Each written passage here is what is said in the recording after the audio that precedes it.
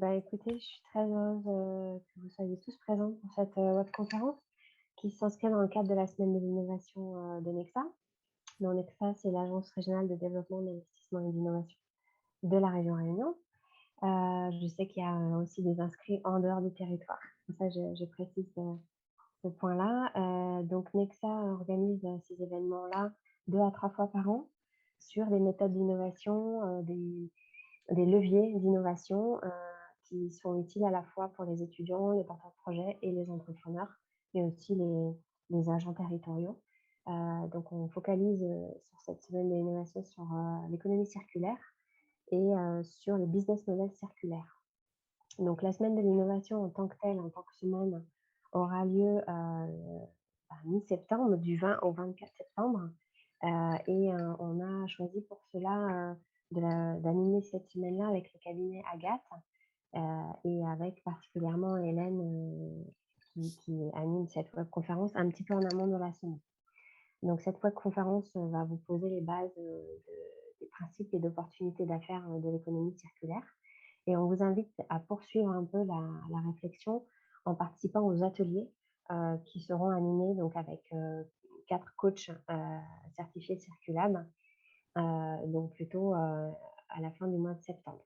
Donc le lien d'inscription, sur la semaine est indiqué dans le chat, et voilà, on voulait, ouvrir très largement, déjà les bases, avec cette webconférence, et voilà, répondre à vos questions si vous en avez et si vous souhaitez participer aux ateliers qui sont gratuits. Pourquoi gratuits? Parce que c'est financé, par la région Réunion, avec, des financements européens, notamment le FEDER. Donc voilà, on remercie nos financeurs qui nous permettent, de donner gratuitement accès aux forces vives du territoire, à des outils très concrets pour innover. Voilà. Voilà pour la petite introduction. Si vous avez des questions aussi sur Nexa, sur l'agence, n'hésitez pas à me questionner dans le chat. Donc moi, c'est Véronique Stern, chargée de mission innovation chez Nexa, et ma collègue Véronique Nung est également là, pour répondre au chat. Voilà. Du coup, je vais laisser Hélène, qui est, notre experte intervenante, présenter, peut-être, voilà, son activité actuelle, et puis on va enchaîner directement avec, le contenu de la webconférence. Merci beaucoup, Véronique. Bonjour à tous. Très heureuse d'être avec vous pour ce webinaire dont la thématique est justement sur l'économie circulaire pour comprendre ses principes et ses opportunités d'affaires.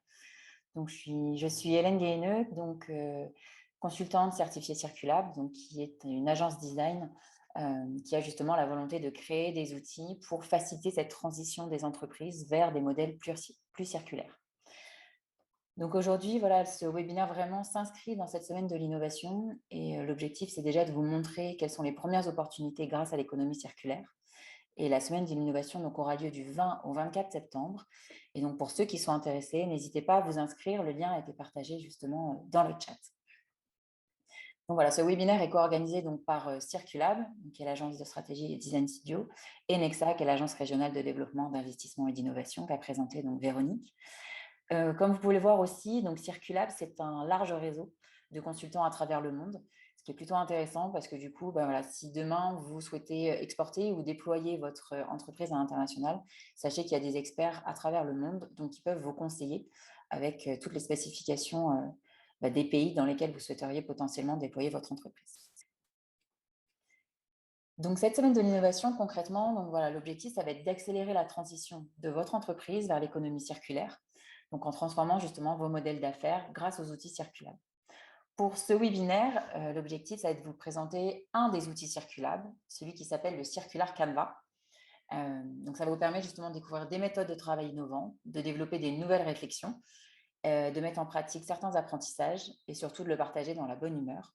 Vous verrez à travers ce webinaire certaines questions vous seraient posées, donc je vais partager des sondages pour avoir votre avis. Et surtout, voilà, donc là, je vais dérouler la présentation, mais n'hésitez pas à la fin de la présentation de poser vos questions. Je me ferai un plaisir d'y répondre. Donc, le webinaire dure 1h30, de 15h à 16h30. Et donc, normalement, moi, je finirai vers 16h pour après laisser une demi-heure d'échange questions-réponses. Donc, la semaine de l'innovation, voilà, donc il y a cette web conférence qui est organisée donc aujourd'hui.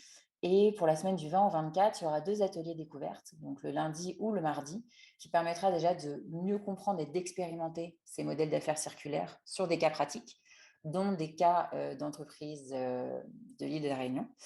Après, on aura aussi 2 jours, donc mercredi et jeudi, où là, ce sera 2 jours de coaching et pour adapter ces modèles circulaires à votre business d'affaires. Donc, les premiers jours pour découvrir les différents outils et ensuite les adapter à vos business. Et enfin, 10 entreprises seront sélectionnées pour bénéficier de rendez-vous et de coaching individuel avec les 4 experts en économie circulaire.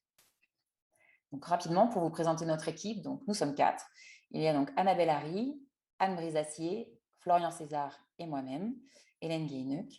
L'intérêt, en fait, c'est que chacun a justement des expériences diverses. Certains ont des cabinets justement de consulting. Certains ont travaillé en entreprise, dans le monde de l'industrie, que ce soit dans l'agroalimentaire, dans le textile et autres.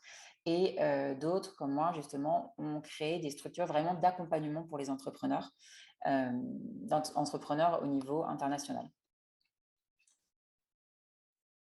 Donc, avant justement que vous veniez avec nous pour ce webinaire, des questions vous avaient été posées sur un lien, donc à travers un mural que vous avez reçu. Donc, nous avons eu différents retours où les questions étaient, selon vous, qu'est-ce que l'économie circulaire, en un post-it, en une image, ou mettre des logos justement d'entreprises circulaires. Donc voilà, donc on a eu différents retours d'une dizaine de personnes, donc qui étaient plutôt riches. Donc voilà, donc pour vous dire, qu'est-ce que l'économie circulaire en un post-it? Donc certains proposent que pour eux, l'économie circulaire, c'est de repenser des modes de production, de consommation, en remettant la nature au centre pour diminuer les impacts environnementaux. D'autres proposent que justement, c'est de produire de manière durable en limitant la pression sur les ressources, en optimisant la durée de vie des services et des produits. Donc là, on commence déjà à avoir différentes notions, que ce soit autour de la production, de la consommation, la notion des ressources, la notion de pression. Et donc, certains logos d'entreprise, donc certains nous ont présenté, donc il y a l'entreprise Veja, donc pour les chaussures Veja, qui en effet est un bel exemple d'entreprise qui a intégré l'économie circulaire. L'entreprise Algopac aussi, c'est une entreprise qui a voulu retravailler les emballages à partir justement d'algues, donc qui soient justement par la suite recyclables, mais aussi qui puissent puiser dans des ressources qui sont facilement et rapidement régénératives. Et après, donc la question, c'était quels sont ces freins? Parce que c'est vrai qu'on a tendance à dire que l'économie circulaire, c'est une super opportunité, mais pourquoi aujourd'hui tout le monde ne l'intègre pas? Alors certains disent que justement, il faut faire évoluer les mentalités pour qu'on puisse avoir de nouveaux paradigmes. Certains parlent de fausses croyances à l'égard du recyclage. D'autres parlent de manque d'information, de lisibilité des offres, et aussi la notion justement d'évolution de la réglementation, des dispositifs de financement et de l'accompagnement de la transition. Donc c'est déjà un bon début, et je vous propose justement qu'on continue avec, dans une première partie, justement vraiment de comprendre pourquoi aujourd'hui on arrive à cette transition et ce besoin de changement de paradigme. Donc par exemple, un des premiers chiffres que je voulais vous donner, c'est voilà, si les déchets alimentaires représentaient un pays, aujourd'hui, ce serait le 3e émetteur de gaz à effet de serre au monde. Alors qu'on sait qu'aujourd'hui, il y a une grosse problématique justement sur le fait de nourrir la planète, etc. Alors qu'on sait qu'on produit pour 12 milliards de personnes, sauf que plus d'un tiers de la planète souffre de malnutrition. Donc la question serait comment limiter ce gaspillage alimentaire et comment réussir à avoir une chaîne de valeur qui soit beaucoup plus...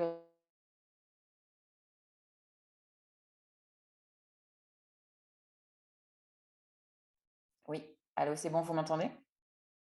Il y a eu un petit souci, merci. Donc voilà, donc la première question, enfin, voilà, un premier chiffre donc sur les déchets alimentaires.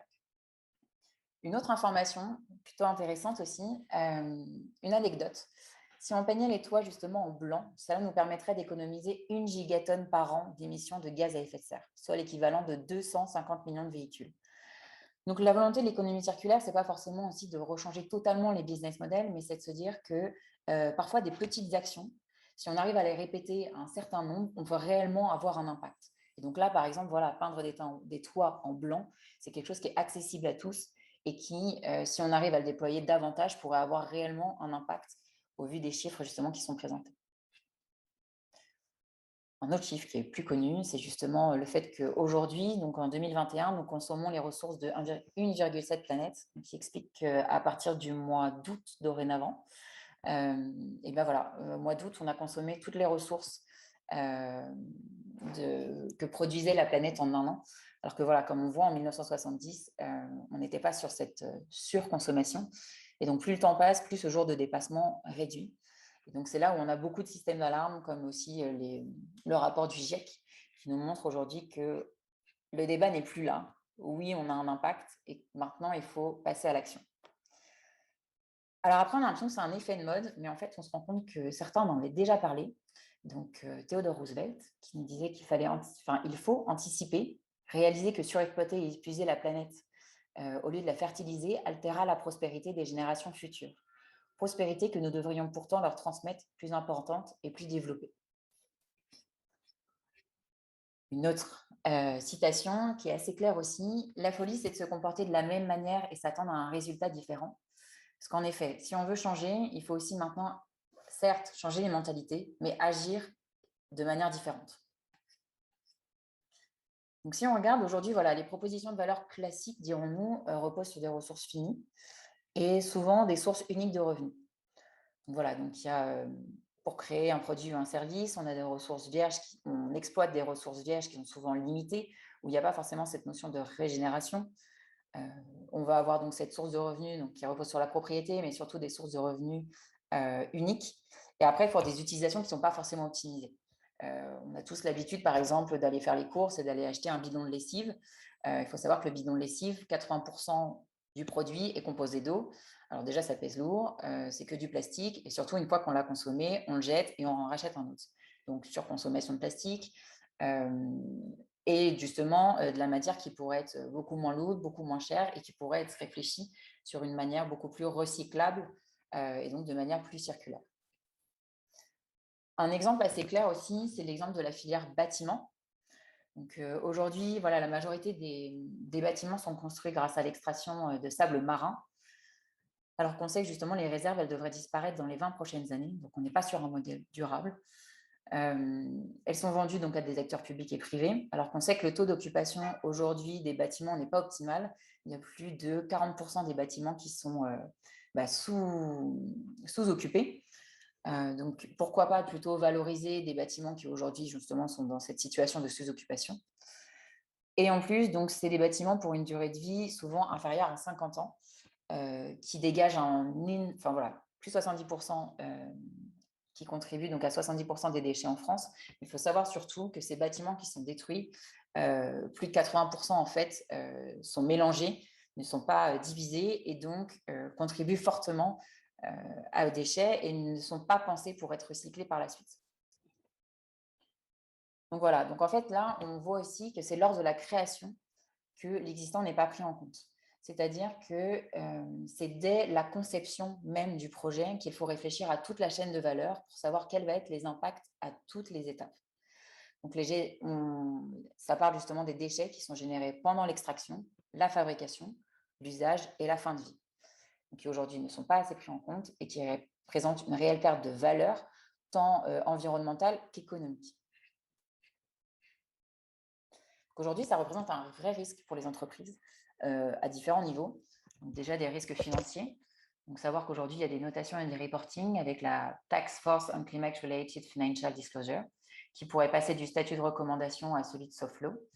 Donc justement, montrer qu'aujourd'hui, il va y avoir aussi tout un cadre réglementaire qui arrive, je vous en parlerai tout à l'heure, qui va justement inciter fortement les entreprises à réfléchir différemment. Un risque de réputation, donc avec les différents territoires. Donc voilà, là par exemple, il y a l'exemple des méga-feux en Californie qui sont dus justement à un mauvais entretien des équipements, donc qui minent la confiance en public de ces entreprises. Mais il y en a plein d'autres. Il y a aussi l'extraction de certaines énergies qui ont eu un impact sur les productions agricoles, qui ont un impact aussi sur les ménages qui habitent alentour. Il y a un risque marché, donc au niveau de la demande et du prix. Aujourd'hui, on voit aussi que les risques climatiques augmentent, qui sont difficilement justement anticipables et que justement, on peut tomber sur des situations. Donc là, comme on parlait des inondations de Thaïlande en 2011, qui ont eu un impact justement sur tout ce qui était fourniture de disques durs pour les PC et autres. Autre justement risque climatique, là, je pense qu'on a eu malheureusement un bon exemple cet été, avec justement les températures qui ont été excessives dans des pays où ces températures-là n'étaient jamais arrivées et qui vont amener un réel dérèglement justement des habitudes, un dérèglement au niveau social. Enfin voilà, on a eu aussi toutes les pluies, etc. en Europe qui ont un réel impact. Et enfin, des risques opérationnels, donc au niveau des process et des actifs. Donc voilà, c'était là. Donc en Europe, la vague de chaleur de 2003 a eu de graves conséquences pour l'industrie et le transport, mais a aussi de graves conséquences justement sur tout ce qui est agroalimentaire et production agricole. Donc l'ambition, c'est vraiment aujourd'hui de changer de paradigme et de passer donc de ce modèle linéaire à un modèle circulaire. Le modèle linéaire, donc voilà, on part du principe qu'on a des ressources naturelles, on extrait des matières, on va fabriquer des pièces. Pendant la fabrication, cela va générer certains déchets. On va assembler des composants qui peuvent aussi générer des déchets. On va les assembler, ce qui peut aussi générer des déchets. Ensuite, les distribuer, les utiliser. Et puis, la majeure partie du temps, une fois qu'il a utilisé, il se jette. Parfois, on arrive à le recycler, mais dans la majeure partie des cas, ce n'est pas le cas. Du coup, l'ambition, là, c'est vraiment de réfléchir différemment et de se dire, déjà, au niveau des ressources naturelles, est-ce qu'il y a une possibilité de régénérer? Donc, est-ce qu'on peut extraire certaines ressources naturelles, certes, mais qui sont rapidement régénératives? Sinon, on se pose la question de, est-ce qu'on peut recycler? Est-ce qu'on peut refabriquer, réparer, réemployer pour justement permettre de fabriquer des pièces avec, par exemple, des matériaux qui sont déjà existants, assembler des composants issus de matériaux cassés, mais dont on peut récupérer certaines pièces, comme par exemple tous les matériaux pour les portables, pour les ordinateurs, etc. Le fait d'assembler les produits, est-ce qu'il n'y a pas des choses aussi justement qui peuvent être moins dans une logique d'obsolescence programmée, mais davantage de réparation? Dans la distribution, pareil, est-ce qu'il y a des choses qui peuvent être réemployées? Donc là, on serait plutôt sur une logique de nouvel usage du produit ou d'utiliser des produits de seconde main. Et de penser que son utilisation, elle peut avoir un usage en un temps T, mais que cet usage peut justement évoluer. Parce qu'il peut être réemployé pour d'autres activités, parce qu'il peut être réparé ou parce qu'il peut permettre de refabriquer des nouveaux objets ou des nouveaux composants. Et donc, comme tout à l'heure, je vous parlais de la filière bâtiment, justement, il y a pas mal d'ingénieurs qui se sont rassemblés pour concevoir des projets architecturaux qui permettent aussi de préserver les ressources. Donc, on a un très bel exemple à Amsterdam, qui est le parc 2020, justement, qui a été vraiment fabriqué qu'à partir de composants qui peuvent être justement recyclés et recyclables. Et un autre aussi, c'est l'entreprise Opalis, donc avec la Pop-up House, qui, elle, propose justement des créations de maisons en kit. Donc en kit, ce qui est intéressant, c'est que justement, dès qu'une partie de la maison est endommagée et autre, on peut la changer. Et elle est faite qu'à partir de matériaux qui peuvent être recyclés et qui ne demandent pas une forte extraction de matières premières.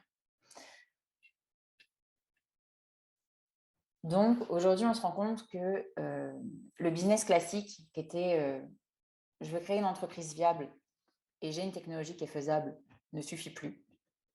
C'est pour ça qu'on a beaucoup entendu parler du design thinking, qui là replace l'humain au cœur de la problématique, c'est-à-dire une entreprise est vraiment là pour répondre à un besoin, mais elle n'est pas là juste pour y répondre à travers la technologie ou la faisabilité, mais vraiment de l'adapter en fonction des comportements, en fonction des attentes et des motivations justement des clients ou des bénéficiaires. Donc de rajouter ce facteur humain. Et avec le Circulab, on propose aussi de rajouter toute la partie nature, ou on peut dire aussi la partie vivant, donc qui permet justement d'avoir cette circularité, qui permet d'avoir certes un business qui soit viable et circulaire, donc qui permet justement de s'intégrer au sein de son écosystème, de faire en sorte d'avoir un écosystème qui soit régénératif, qui permet justement d'assurer un équilibre entre j'ai une rentabilité économique en limitant mon impact sur la nature, sur le vivant. D'avoir aussi des technologies qui soient davantage inspirées donc, de l'environnement, de la nature, du vivant, avec tout justement les démarches de biomimétisme. Je vous donnerai justement des exemples tout à l'heure. Et en fait, voilà, c'est avec ces 4 briques-là, donc la viabilité, qui est fondamentale pour une entreprise. La désirabilité, qui est aussi fondamentale parce que si on n'a pas de clients derrière, bon, on a beau avoir un business, s'il n'y a pas de clients, ça ne fonctionnera pas. La faisabilité, donc d'avoir une technologie qui fonctionne et d'avoir donc cette pensée de circularité qui permettent de répondre aux enjeux de l'écosystème actuel, que ce soit au niveau environnemental et social. Donc voilà, pendant ce webinaire, je tenais à vous présenter cet exemple-là, justement inspiré du biomimétisme. Comment est-ce qu'on passe du Martin Pêcheur au Shinkansen, qui est le TGV japonais. Il faut savoir que le TGV japonais, ça a été une des, justement des technologies, qui est une grande technologie. On a un TGV qui roule à plus de 300 km/h. Il est très performant. Par contre, il a une problématique, c'est qu'il dépasse totalement les normes acoustiques. Donc, en gros, c'est qu'à chaque fois que le TGV est dans un tunnel, il y a une énorme pression au niveau de l'air. Et donc, à chaque fois qu'il sort de ce tunnel, il y a des explosions sonores qui ont un impact sur les villes qui traversent, qui ont un impact, bien évidemment, sur l'environnement et qui ne sont pas du tout durables. Du coup, ils se sont mis à réfléchir et il y a un des ingénieurs qui, en plus, était passionné de biologie, qui s'appelle Eiji Nakatsu, qui s'est dit, pourtant, on a un Martin pêcheur qui, lui, a un peu la même problématique, enfin, pas la même problématique, mais qui a le même comportement. C'est-à-dire que pour pêcher, il plonge dans l'eau. Et quand il plonge dans l'eau, il n'y a aucune goutte qui sort du lac ou qui sort de l'étang. On est sur le même phénomène. C'est-à-dire que pour le train et l'oiseau, en fait, ils rencontrent tous les deux une forte résistance. L'un à travers l'eau, l'un à travers l'air. Et en fait, ce qui permet au martin pêcheur, justement, de permettre cette courbe et de résister à cette pression, c'est son bec. Il a un bec très pointu et tranchant, ce qui lui permet justement de répondre à ça. Et donc, les ingénieurs du TGV ont réfléchi à la conception même du train. Et en fait, ce qui explique aujourd'hui donc, cette nouvelle forme, comme vous voyez à l'avant, beaucoup plus pointue, qui lui permet une forme beaucoup plus aérodynamique. Et aujourd'hui, le résultat, c'est que déjà, il consomme 15% d'énergie en moins, il roule plus vite et il n'y a plus du tout de problématique de normes acoustiques. C'est-à-dire qu'aujourd'hui, il y répond. Donc, du coup, c'était un bel exemple aussi d'inspiration du biomimétisme. Aujourd'hui, il y a pas mal de recueils, de revues, de blogs aussi qui partagent justement certains résultats. Le Circulab aussi a toute une banque de données à ce niveau-là qui peuvent être inspirantes pour les entreprises. Donc, concrètement, les impacts vertueux de l'économie circulaire pour une entreprise, donc il y a des impacts économiques parce qu'elle peut justement générer des nouveaux revenus. Elle peut aussi créer de la valeur partagée, de la valeur sociale au sein de l'entreprise. Il y a aussi un impact donc, environnemental avec la réduction de l'extraction justement des matières premières qui pourrait générer justement une dépollution et une régénération. Et enfin, un impact social. Parce que souvent, la majorité du temps, quand on crée une entreprise avec cette vision justement d'économie circulaire, c'est de se dire qu'une entreprise, quand elle s'installe quelque part, elle ne s'installe pas toute seule. Elle s'installe dans un contexte où il y a déjà des entreprises, où il y a des pouvoirs publics, où il y a des utilisateurs et avec une culture et des normes particulières. Et donc, du coup, il y a vraiment cette volonté de relocaliser l'activité et de faire de l'inclusion sociale avec le développement de partenariats locaux. Donc, enfin, si on devait donner une définition à cette économie circulaire, c'est un système économique d'échange et de production qui, à tous les stades du cycle de vie des produits, que ce soit des biens ou des services, ça vise à augmenter tant l'efficacité de l'utilisation des ressources que de diminuer l'impact sur l'environnement, tout en développant le bien-être des individus. Et je rajouterais de développer aussi les opportunités financières des entreprises. Donc, tout à l'heure, comme je vous disais, aujourd'hui, il y a aussi un cadre réglementaire qui évolue. Donc, il y a la loi AGEC anti-gaspi pour l'économie circulaire qui a été créée et du coup qui se décline en 5 grands axes. Donc, l'objectif, c'est de sortir du plastique jetable, mieux informer les consommateurs, lutter contre le gaspillage et valoriser le réemploi solidaire et agir contre l'obsolescence programmée dans une logique de mieux produire. Concrètement, des décisions qui ont été prises, c'est de réduire de 50% le gaspillage alimentaire pour la restauration collective d'ici 2025. C'est d'interdire de détruire les surstocks d'articles textiles à partir du 1er janvier 2022 Et c'est la mise en place aussi d'indices de réparabilité obligatoires pour 5 catégories de produits, donc depuis le 1er janvier 2021, que ce soit pour les smartphones, pour les PC, les tondeuses électriques, etc., pour lutter aussi contre l'obsolescence programmée. Donc aujourd'hui, les acteurs justement qui souhaitent davantage s'impliquer et aller vers cette transition vers une économie circulaire ont un cadre législatif qui évolue dans ce sens et qui peuvent les accompagner avec certaines facilités aussi financières. Donc enfin, pour finir le grand prisme sur l'économie circulaire, je tenais à vous présenter aussi les 7 piliers avec ces 3 domaines d'action. Donc l'économie circulaire à travers donc, ses offres et ses acteurs économiques, à travers la demande et le comportement des consommateurs et à travers la partie gestion des déchets. C'est vrai que souvent, on pense que l'économie circulaire, elle est axée sur le recyclage et les déchets, alors que là, non, on voit que les 7 piliers, c'est beaucoup plus large que ça. On va parler d'approvisionnement, on va parler d'éco-conception, d'écologie, d'économie de la fonctionnalité, etc. Donc, pour chacun de ces piliers, nous avons décidé de vous montrer des entreprises qui sont justement réunionnaises pour vous montrer que l'île de la Réunion, ça bouge aussi au niveau de l'économie circulaire. Donc, pour l'approvisionnement durable, concrètement, c'est quoi? C'est de partir de matières premières accessibles qui n'ont pas après d'impact nocif pour l'environnement. Donc là, on va parler d'une encre végétale, donc qui est développée justement, c'est un projet qui souhaite être développé au sein de l'île de la Réunion.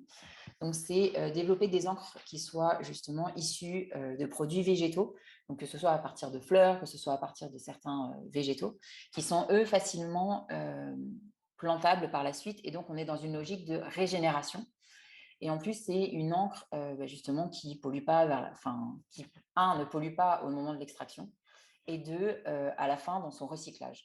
Donc là, au niveau de la chaîne de valeur, on voit bien que ce soit au départ dans la création même, la conception même de l'encre, ou que ce soit dans son recyclage, cette notion justement d'approvisionnement durable a été réfléchie. Au niveau de l'éco-conception, là, l'objectif, c'est de se dire on crée, on recycle et à l'infini. Et on a un très bel exemple.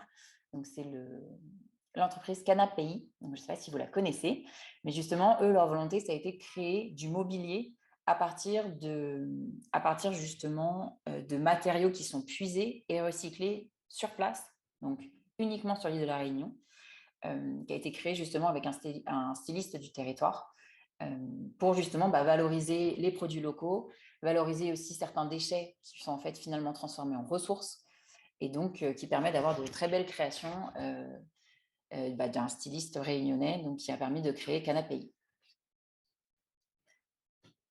Pour l'écologie industrielle et territoriale, donc là c'est plutôt cette notion de comment mutualiser pour optimiser justement l'utilisation. On a justement Ecopal, je pense que pas mal d'entre vous connaissent, donc la filière palette, dont l'objectif est justement de répertorier les palettes qui sont déjà présents sur l'île de la Réunion et d'éviter d'en faire venir et de valoriser justement leur usage pour faire en sorte que ce soit partagé. Et que différentes entreprises, mais pas que, des associations, des particuliers puissent réutiliser justement ces systèmes de palettes. Donc justement, il y a vraiment cette mutualisation pour optimiser l'utilisation de la palette et augmenter sa durée de vie. Enfin, on a donc l'économie de la fonctionnalité, où là, on est plus sur limiter l'achat pour favoriser l'usage. Donc, avec l'entreprise Wello, donc, qui, elle, met à disposition des voitures pour les personnes qui n'en ont pas et pour faire en sorte, justement, qu'on n'a pas besoin d'acheter une nouvelle voiture pour pouvoir se déplacer en voiture sur l'île de la Réunion. C'est super important parce que c'est vrai qu'aujourd'hui, on se rend compte, tous ceux qui sont propriétaires d'une voiture, concrètement, la voiture nous aide à aller d'un point A à point B. Mais pour ceux qui ne travaillent pas dans le transport ou qui ne sont pas amenés à se déplacer régulièrement, la voiture, on l'utilise à peine à 5% de ses capacités. Donc, la majorité du temps, la voiture n'est pas utilisée. Donc là, leur postulat, c'était de se dire, nous, on va mettre à disposition un parc qui sera mis à disposition pour les personnes qui souhaitent justement se déplacer sans avoir à acheter une voiture et justement à avoir à la charge tous les coûts d'assurance, etc. Donc, vraiment, cette économie de la fonctionnalité, comment favoriser l'usage plus que d'avoir à être dans cette logique de réachat ou d'achat. Donc, Le cinquième, qui est plutôt axé sur la consommation responsable. Donc là, on arrive sur le deuxième domaine, qui est plutôt axé sur la demande et le comportement des consommateurs. C'est de donner une seconde vie aux produits. On a Trocali, qui justement, l'objectif est donc une structure qui recueille pas mal d'objets, alors qu'on va appeler déchets pour certains, mais l'idée, ça va être de se dire, à partir de ça, comment est-ce que, parce qu'ils ne sont pas forcément cassés, ou certains, je peux peut-être les réparer, ou certains, peut-être justement, pourraient en avoir l'utilité. Enfin, c'est ce qu'on connaît, hein, c'est tout le marché des secondes vies. Et ben justement, à proposer donc d'avoir ce lieu, cet espace pour permettre de mettre à disposition des produits à moins cher pour permettre de ne pas avoir à réacheter du neuf. Après, donc, il y a cette partie de l'allongement de la durée de vie. Donc, certes, d'avoir une consommation responsable, mais derrière, justement, de pouvoir allonger. Donc là, ça peut être aussi une belle illustration, c'est à travers tout le mouvement des Fab Labs au niveau international, où leur postulat, ça a vraiment été ça. C'est nous, on est là pour récupérer, réparer, recréer, valoriser, pour être vraiment des créateurs de valeur, que ce soit des créateurs de valeur sociale, parce que justement, l'objectif du Fab Lab, c'est d'avoir des machines qu'on met à disposition des personnes pour leur permettre justement de créer des prototypes ou permettre de créer leurs premiers produits pour faire des tests auprès de leurs clients. Donc, cette possibilité justement de permettre en un seul lieu de faire rencontrer plein de personnes de milieux différents. Et aussi la partie justement créateur de valeur économique, bien évidemment, parce que ça permet justement à certains entrepreneurs de ne pas avoir acheté les machines, d'être formés et d'avoir à disposition le matériel adéquat. Et donc enfin, le dernier pilier donc, de l'économie circulaire, qui est donc le fameux sur le recyclage, où là le postulat est assez clair, c'est de se dire, il n'y a pas de déchets, on n'a que des ressources. Donc, à la fin de l'utilisation ou à la fin de la production ou à la fin de l'extraction, s'il y a des déchets, comment le revaloriser en ressources. Donc voilà, là, il y a l'exemple de biofuel, mais il y en a plusieurs, justement, des producteurs agroalimentaires qui se retrouvent, enfin, plutôt des producteurs agricoles qui se retrouvent avec pas mal de déchets suite à leur récolte. Et après, l'objectif est donc de récupérer une partie de ces matières pour après le transformer en biogaz ou en biofuel. Donc, exactement comme fait justement Biofuel à La Réunion. Donc, après toute cette première présentation pour dégrossir un peu tous les enjeux de l'économie circulaire, qui n'est pas simplement axée que sur le recyclage, mais qui est vraiment axée sur toute la chaîne de valeur, j'ai une première question à vous poser. Donc, qui est, seriez-vous intéressé du coup d'introduire l'économie circulaire au sein de votre entreprise? Je viens de vous l'envoyer. N'hésitez pas, vous avez 4 possibilités. Et à la fin, l'ambition, c'est que je puisse vous partager justement un peu les réponses pour qu'on puisse avoir déjà un premier retour à ce niveau-là. Donc, les résultats. 67% est très intéressé, 20% intéressé, et pour une autre partie, nous en avons 2 qui sont moyennement intéressés. C'est super, ça nous permet d'avoir un nouveau challenge pour la suite. Parce qu'en effet, c'est bien beau de parler de tout justement ce que peut apporter l'économie circulaire, mais la grande question derrière, c'est moi, entreprise, concrètement, comment est-ce que je peux adapter mon modèle d'affaires à un modèle circulaire? Là, c'est la deuxième partie où je vais vous présenter un des outils donc, de la Circulab Toolbox, qui est le Circular Canva. Juste ici. Alors, dans le chat, est-ce que potentiellement cet outil vous parle ou vous dit quelque chose? Est-ce que vous avez l'impression de l'avoir déjà vu? Ou est-ce qu'il vous fait penser à d'autres outils? Ça ressemble au Business Canvas. Ah, exactement. Ça ressemble au Business Model Canvas. Pourtant, il y a quelques différences. Alors, est-ce que vous en voyez certaines? Qu'est-ce qui change si je zoome un petit peu? Il est plus joli? Est-ce que c'est une bonne réponse? En effet, c'est important. Hein, c'est une partie du design, certes. C'est le plus attractif. Est-ce qu'il y a une case, par exemple, vous pouvez répondre dans le filet de discussion? Super. Donc, il y a la partie impact, en effet, qui change. Est-ce que vous voyez? Oui, voilà, impact. Est-ce que vous en voyez d'autres potentiellement?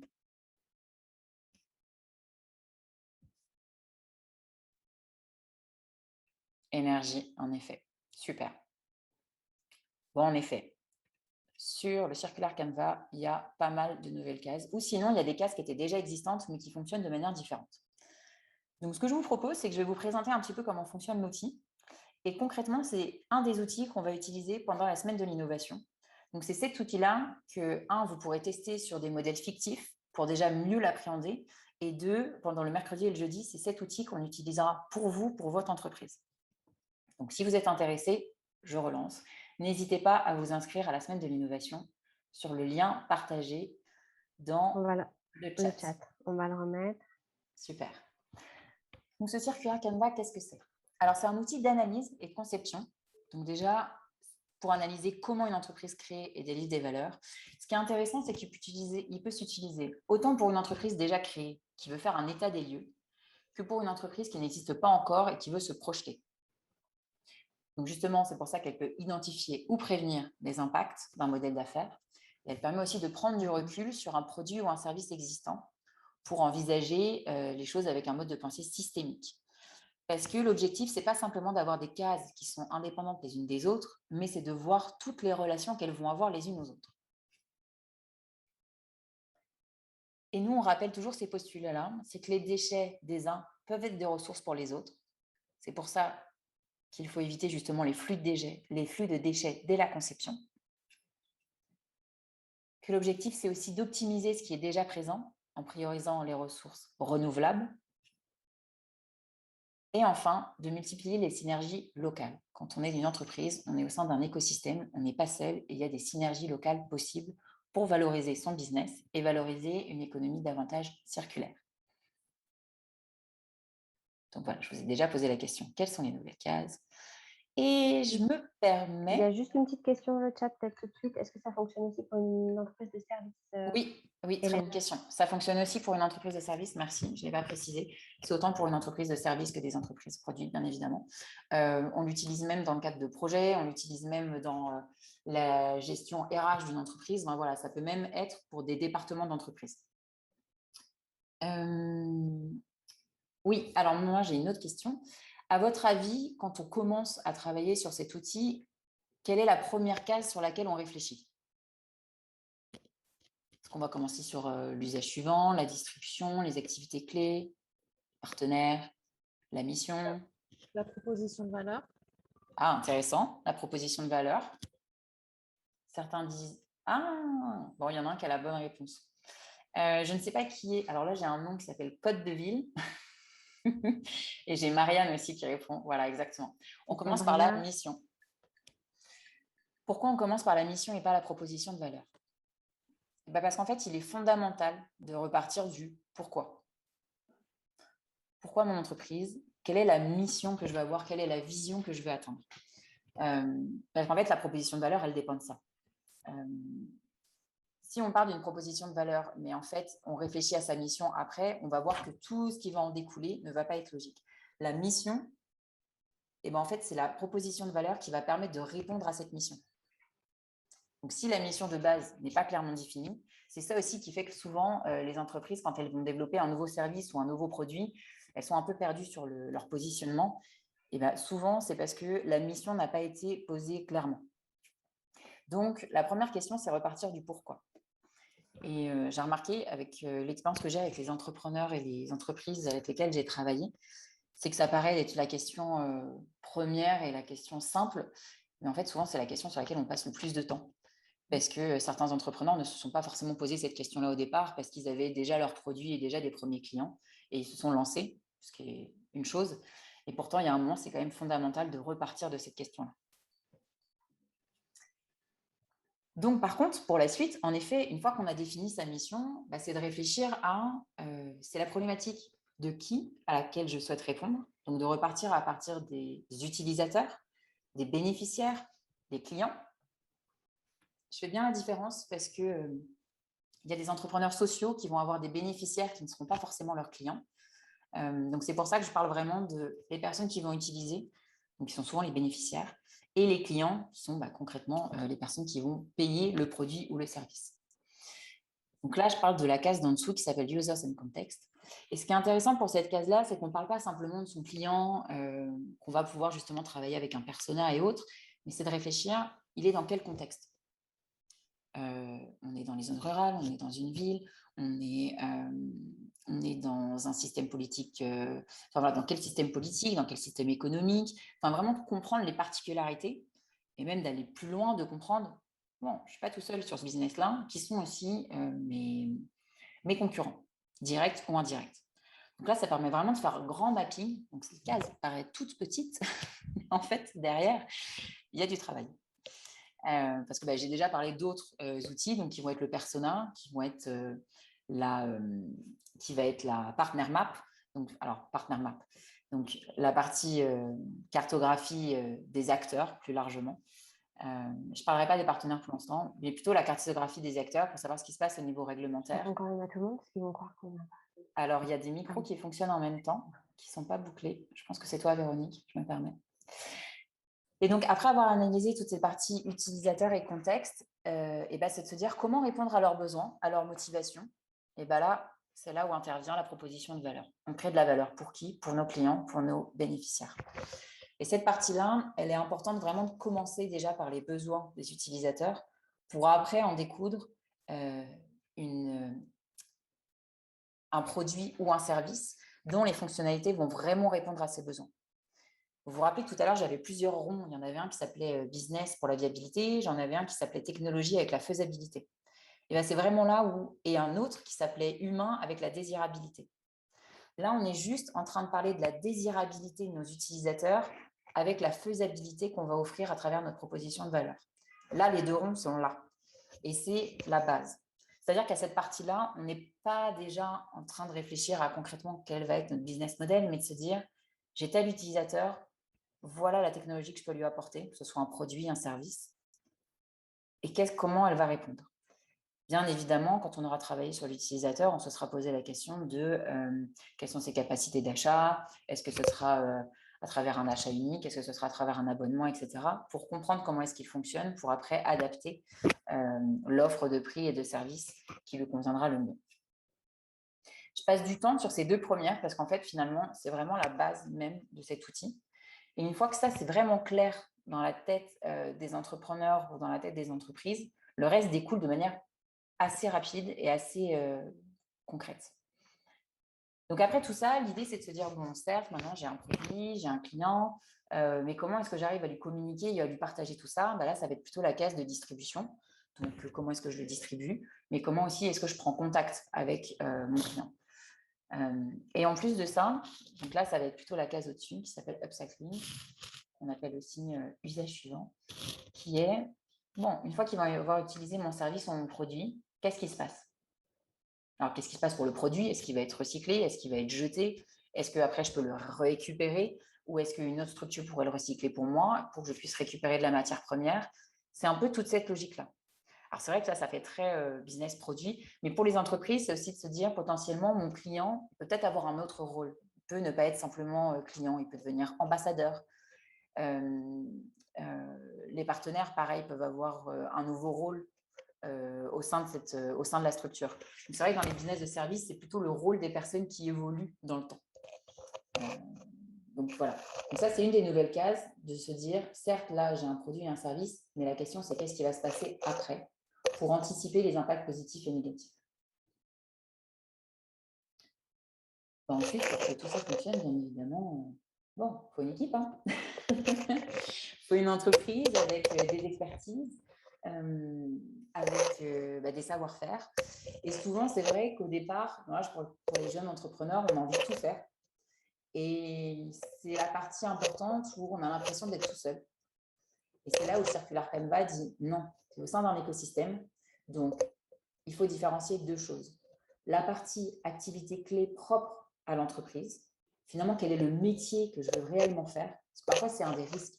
Quand on se lance dedans, on se rend compte qu'il y a beaucoup de choses à faire et on finit par avoir un cœur de métier d'entreprise qui n'est pas du tout celui qu'on voulait avoir au départ, qui va nous demander énormément d'investissement en formation et autres, et qui accessoirement ne va pas être l'activité qu'on voulait faire. C'est là où c'est important d'avoir la liaison entre les activités clés et les partenaires potentiels que je pourrais déployer.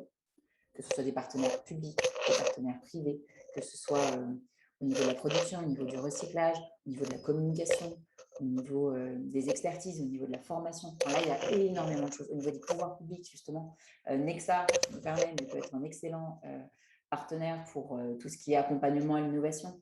Le Circulab, justement, est un partenaire pour faciliter. Excuse-moi, Hélène, il y a un petit problème avec ton micro, ça grésille un petit peu. Peut-être mes cheveux qui font ça. Du coup, c'est difficile Vous m'entendez? de t'entendre. Oui. Oui. C'est Ou mieux? alors il doit frotter contre un objet. Ouais, ça doit être ça, je crois qu'il flottait. En effet, merci. Excusez-moi pour les petits sons désagréables que ça fait. Donc voilà, donc l'idée, c'est de se dire quelles sont les activités clés propres à l'entreprise et ce que je ne peux pas faire, qu'est-ce que je peux sous-traiter ou qu'est-ce que je peux réaliser avec des partenaires.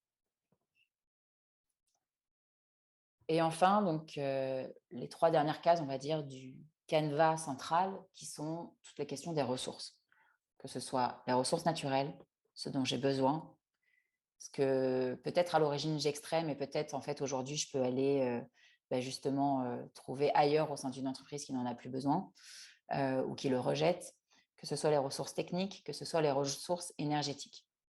Là, c'est la partie pour voir qu'est-ce que je peux mutualiser, qu'est-ce que je peux réduire, ou justement la partie partenaire peut être aussi intéressante pour amoindrir toute cette partie ressources et impact environnemental que peut avoir le projet ou l'entreprise. Enfin, donc l'idée, c'est d'évaluer après les flux entrants et sortants. Et moi, ce que j'apprécie énormément en fait sur ce circular Canva, c'est que là, on voit que les revenus, il y a 4 cases différentes. Alors que dans le business model Canva, en fait, c'est qu'une seule case. Mais là, ce qu'on vous propose, c'est de dire, en fait, on peut avoir autant des revenus sur des activités clés ou avec certains partenariats. On peut potentiellement avoir des ressources, enfin des revenus au niveau de nos ressources. Alors, j'ai envie de dire, bien évidemment, on a des revenus au niveau de la proposition de valeur, parce que sinon, ça veut dire que le business que vous mettez en place, justement, ne génère pas de revenus économiques. Donc là, il y a un souci. La bulle viabilité ne rentre pas en compte. Et potentiellement aussi avoir des rentrées de revenus au niveau de l'usage suivant ou de la distribution. Ça, c'est aussi un outil intéressant. Donc, comme je vous ai dit, déjà d'un coup d'œil, si sur cette case-là, donc la case revenu qui est en dessous de proposition de valeur, il n'y a rien de noté, bon, déjà, c'est de se dire qu'il y a un souci. Ça veut dire que ce que vous vendez en produit ou en service, ça ne va pas. Mais de se dire que ce n'est pas uniquement au niveau de la proposition de valeur. Ça peut être justement au niveau de l'usage suivant, ça peut être au niveau des ressources, etc. Pareil pour les coûts. Ça permet aussi d'avoir une idée claire de concrètement au sein de mon entreprise, qu'est-ce qui me coûte. Donc, ça va être la question des salaires, ça va être la question au niveau des ressources du local, de la matière première, de tout ce qui va être énergie. Au niveau de la proposition de valeur et des usagers, les usagers, ça peut être par exemple le fait d'aller voir des enquêtes terrain, le fait de faire des sondages pour essayer de mieux comprendre justement leurs besoins, ou aussi une forme de SAV qui lui arrivera plutôt après sur tout ce qui est usage suivant, distribution, la communication, il y a des frais, etc. Donc ça permet aussi de répertorier et de voir au niveau des coûts, qu'est-ce qui me coûte le plus cher, quels sont en fait mes défis et là où j'aimerais justement amoindrir mes coûts. Et enfin, pour terminer sur cet outil, il y a toute la partie en haut, donc la partie impact, de pouvoir appréhender les impacts directs et indirects, qui soient positifs ou négatifs. Alors, bien évidemment, quand on est une entreprise ou un entrepreneur, on n'a pas envie d'avoir des impacts négatifs, mais il y a la réalité du business qu'on fait. Et surtout, ce qui est parfois important, c'est que parfois, on n'a pas tout anticipé. C'est difficile d'anticiper tous les impacts qu'on peut avoir. Et du coup, c'est de se dire, aujourd'hui, voilà, moi, quel est en gros l'impact rêvé que j'aimerais avoir. Mais après quelques années, voilà, en fait, je me rends compte l'impact négatif que ça peut avoir. Sinon, il peut y avoir des impacts positifs auxquels je n'avais pas pensé, qui se sont révélés, et d'autres justement négatifs qui sont là. Ce qui est intéressant dans ces cases-là aussi, c'est de se dire justement aujourd'hui quel pourrait être le défi que j'aimerais relever pour transformer certains impacts. Et donc, en fait, c'est de reprendre après à zéro l'outil, donc avec la réalité, comme je vous disais. Et après, c'est de prendre des post-it d'une autre couleur et de se dire, voilà, moi, je veux faire en sorte de réduire mon impact au niveau des déchets lors de ma production, parce que je me rends compte que j'en ai beaucoup trop, ça me coûte cher, et pourtant, je pense que je pourrais les réutiliser ou en faire quelque chose. Et là, c'est de se dire, on réutilise l'outil et comment est-ce que, à travers mes activités clés, mes partenaires, mes ressources, je pourrais potentiellement résoudre cet impact négatif. Vraiment, pour terminer, je voulais vous présenter le cas de l'entreprise Parrot, donc qui a travaillé avec le Circulab, où eux, donc c'est des vendeurs d'eau. Voilà, ils vendent de l'eau qui vient de la source Parrot. Donc, un produit qu'on connaît tous. Et eux, justement, forcément, ont la problématique du gaspillage plastique. Nous, on vend de l'eau dans des bouteilles et quel bonheur de voir que quand on sort dehors, nos bouteilles d'eau, certes, sont vides, mais sont partout dans les sols. Déjà, donc, il y a la pollution visuelle, il y a la pollution environnementale. Il y a aussi le fait que nous, c'est une matière première qui nous coûte cher et après, qu'on n'arrive pas à revaloriser. Il y avait cette notion de comment recréer de la valeur et potentiellement définir un nouveau projet d'entreprise. Et donc, à force justement donc, de travail avec le Circulab, il y a un constat qui a été fait, c'est qu'en fait, c'était un autre postulat, c'était de se dire, ce n'est pas des vendeurs de bouteilles d'eau, c'est des vendeurs de plastique. Pourquoi ? Parce que justement, comme on l'a dit, le plastique, donc, c'est une de leurs matières premières pour faire ces bouteilles, ça coûte cher, c'est ça justement qui polluait aux alentours. Et ils se sont dit, en fait, on va être des vendeurs de plastique. Donc, ils ont créé cette machine donc, qui vendent maintenant désormais au sein des restaurants. Et donc, il y a un certain nombre de bouteilles en plastique limité. Et l'objectif, c'est en fait d'aller remplir sa bouteille d'eau au sein de la fontaine. Donc, ça peut paraître basique, mais finalement, comme les entreprises, c'était déjà leurs clients en amont, ça leur permet aujourd'hui de gérer le nombre de bouteilles en plastique qu'ils ont, de pouvoir récolter celles qui sont usagées et de les retransformer par la suite et de pouvoir mieux coordonner leurs matières premières et leurs bouteilles utilisées. Donc, du coup, il y a forcément un gain sur toutes les chaînes de valeur, que ce soit au niveau de l'extraction, de la production et de la réutilisation de ces bouteilles. Mais voilà, Circulab, comme je vous ai dit, on a un énorme réseau international. Ça nous a permis de travailler avec pas mal d'entreprises de toutes les tailles, que ce soit des grands groupes, que ce soit des PME, que ce soit des associations, que ce soit des pouvoirs publics. Enfin, voilà, comme vous voyez, même des écoles. On a travaillé avec HEC, avec le SCPO, avec l'AFD, qui est l'Agence française de développement. Alors, des grosses entreprises comme Ikea, Decathlon, travailler avec La Poste. Enfin, voilà, ce qui nous permet en fait d'avoir maintenant une énorme bibliothèque de cas qui a été travaillée avec ces entreprises-là. Et dans des entreprises surtout qui ont testé et qui ont réalisé après ces transitions au sein de leur entreprise, qui leur ont permis donc tant d'avoir un impact environnemental amoindri, mais pas que, avoir des nouvelles générations de revenus et d'avoir un impact social aussi beaucoup plus positif. Eh bien, écoutez, voilà pour la présentation. Tout d'abord, je voulais donc vous refaire un point sur justement cette semaine de l'innovation, donc avec cette première webconférence, et donc vous redire que justement l'objectif du 20 au 24 est donc de réaliser des ateliers qui vont vous permettre d'expérimenter donc cet outil et bien d'autres sur des cas fictifs pour vraiment mieux l'appréhender et mieux l'utiliser. Vous pourrez repartir après ces ateliers avec les canevas, on vous les mettra à disposition. Et après, donc, les 2 autres sessions, donc, qui sont plutôt pour le mercredi et le jeudi, où là, ce sera des sessions vraiment de coaching pour adapter votre propre modèle d'affaires et aider à la transition vers un modèle davantage circulaire. Et suite à cela, il y aura donc une sélection pour les 10 entreprises, sélection de 10 entreprises qui pourront bénéficier justement de rendez-vous individuels pour obtenir leur plan d'action pour maintenant que j'ai fait donc justement tout ce travail et tout ce workshop, comment est-ce que concrètement je peux passer à l'action pour passer à cette transition vers un business circulaire. Du coup, juste pour préciser qu'on ouvre toujours les inscriptions jusqu'au 13 septembre et effectivement, il y aura une sélection si on a trop d'inscrits, priorité aux entrepreneurs réunionnais. Voilà, n'hésitez pas à remplir le formulaire d'inscription sur Google pour candidater. Même chose pour les rendez-vous individuels. Donc, dites-nous un petit peu plus sur votre projet pour qu'on puisse aussi faire le lien avec les différents coachs. Voilà. Tu as lancé un sondage, Voilà. Du coup, ça allait avec ce que vous disiez.